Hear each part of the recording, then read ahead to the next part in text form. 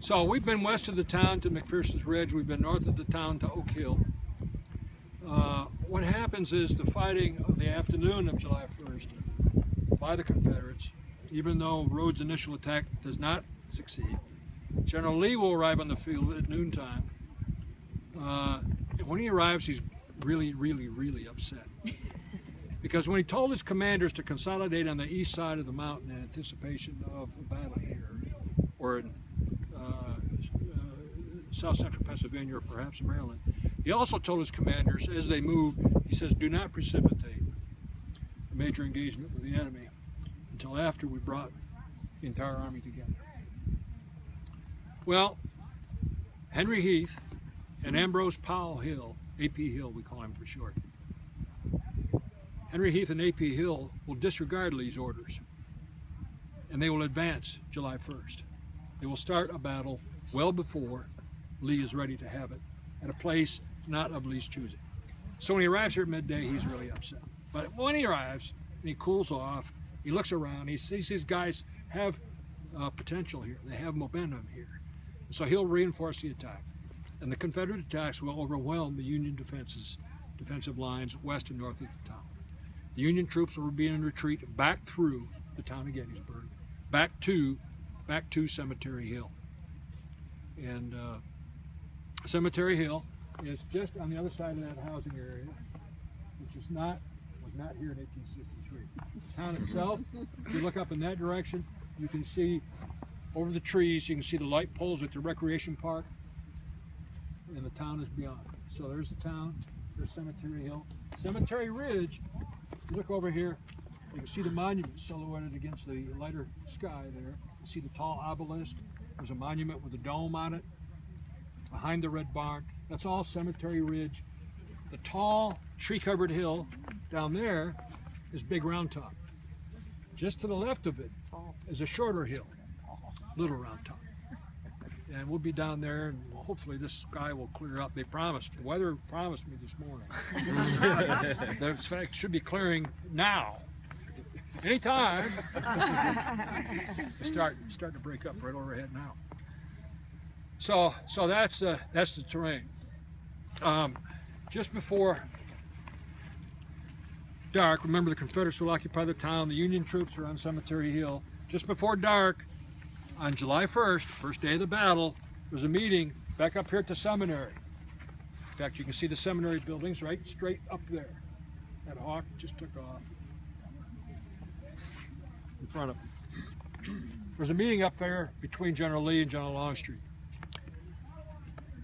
It's just before dark. The sun sets at 7:30 p.m. July 1st. There's no daylight savings time yet in 1863, which reminds me, we're about ready to spring forward, aren't we? Was it? Yes. That's not this weekend, it's next? Yeah. So this conversation, from where these guys are standing, they can see the Union troops trying to rally on Cemetery Hill. And at this point in time, General Longstreet is Lee's principal subordinate commander. His old war horse, as he refers to him. Ben Williams says Lee took command of the army in June of '62.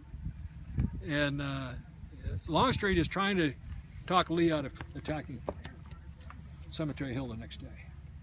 Remember, these guys don't like to fight at night. Command and control of these troops in daytime is challenging enough.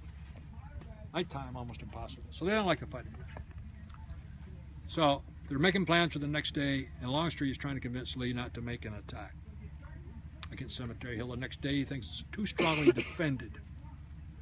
What Longstreet recommends is that they maneuver the Union Army off that strong position over there by marching the Confederate Army in the backcountry back here, go south of the big hill, he says, let's go down into Maryland toward Washington, find good defensive ground of our choosing, occupy it, force the Union Army to attack us rather than us attacking them. Lee won't hear of it. He points across a way. He tells Longstreet, pointing at the Union soldiers a mile away, and he tells Longstreet, he says, if those people are still there in the morning, we're going to attack them at that place. Longstreet responds, he says, General Lee, if those people are, still there in the morning, it's because they want you to attack them at that place. Lee's mind is made up. Why wouldn't he adopt Longstreet's recommendation? He's come here to win a decisive victory over the Union Army on northern soil. There is the enemy. Is that all of them? Probably not. Where's the rest of them? They don't have a clue, because Stuart still isn't with the army. The cavalry, the eyes and the ears of the commander, still hasn't rejoined Lee's army. And so they don't know where the rest of the Union Army is, but there's some of them, if they can defeat those boys and be ready for the next group that arrives and then defeat them and then defeat the third group, then they can win. You see, that's his thinking. So early the next morning, Lee sends out a reconnaissance team. Captain Samuel R. Johnston and 4 men conduct a mounted reconnaissance ride. They go south down Seminary Ridge. They ride all the way over to the Round Tops. They come all the way back to the seminary, and at 8 o'clock in the morning, July 2nd, the second day of the battle, Johnston reports to Lee that there are no Union troops on the south end of Cemetery Ridge. Lee says, very well. He says, then gentlemen, he says, here is, he said, here is the plan. Here is the plan for July 2nd. He says, Longstreet is to make the main attack. Take his 2 divisions. He should have 3 here. Doesn't have George Pickett's division yet. They haven't arrived on the field and won't until the end of the second day. 2 divisions down here, and their attack to hit the left end of the Union line, which Lee believes is somewhere about here, about where that big monument with the dome is. At the same time, General Richard Ewell, with his 2 divisions, are to attack the right end of the Yankee line here at Culp's Hill and East Cemetery Hill. General A.P. Hill's troops, who were positioned about where we're now standing, were then to attack the center of this line. See how this is being shaped now as a fishhook? Attack the center of the line here to pin these boys down so they cannot be maneuvered left or right against the positions being attacked by Longstreet and by Ewell. That's the general plan for July 2nd. Those are the orders issued at 8 o'clock in the morning. Now, it's time to get the lads in position to make the attack. They're going to have to move from where they were then, the morning of July 2nd, but, back over there where we were talking about Buford and Reynolds, where the imaginary Her Ridge and that area, out towards the imaginary South Mountain, that's where they got to march from to get into position down over here. Longstreet delays the movement of his troops. Orders were given at 8 o'clock in the morning. He doesn't start moving until about 11:30.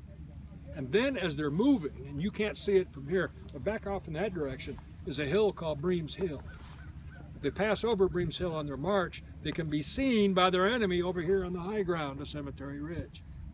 They don't want to be seen by the enemy. They want to occupy their attack positions unseen, so as not to give away where they're going to attack. So Longstreet makes a decision to countermarch and find a new avenue of approach into the position. They march almost all the way back to where they started.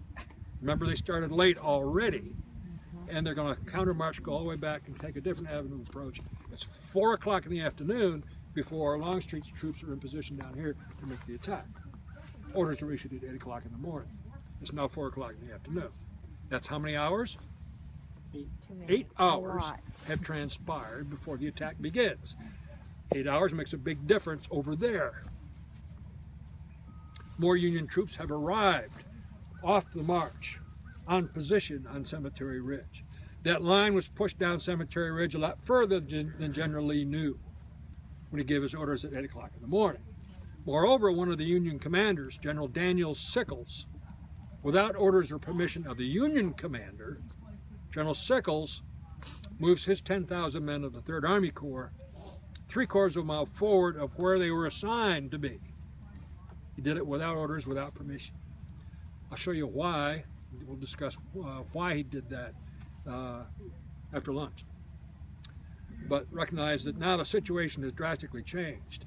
Confederates can no longer make an attack generally parallel to the Emmitsburg Road. There's a vehicle moving from left to right down the Emmitsburg Road.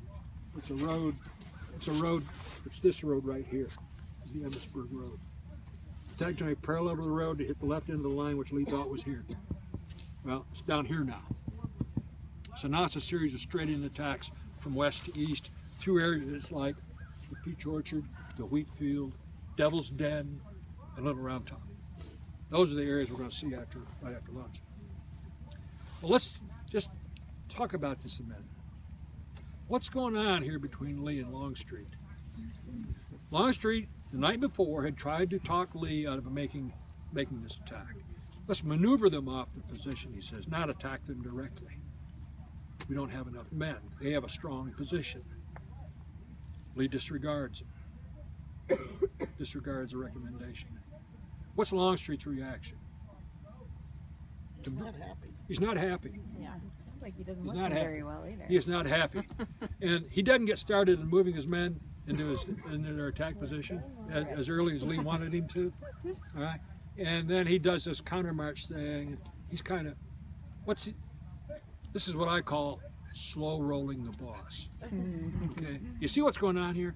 Now I know that back home, on your ranch, in your company, none of this exists. I just want to make sure you all understand it. The decision is made that we're going to do this and so, but not everyone is in agreement.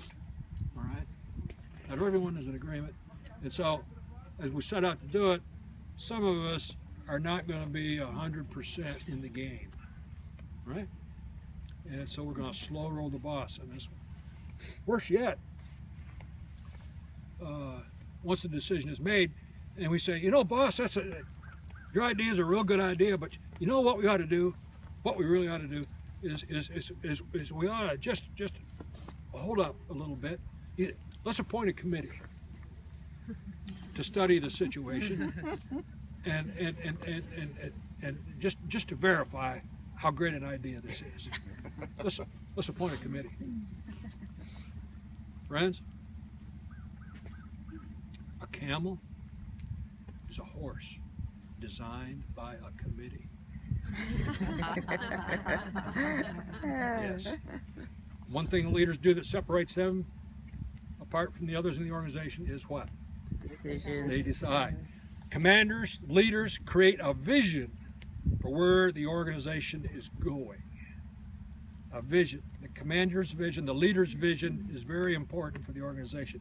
It must be a shared vision. And people within the chain of command, down through the chain of command, need to be fully 100% behind the commander's vision in order to succeed. If you slow roll the boss, things are going to come apart on you, just like, as you'll see after lunch, come apart for the Confederates. So,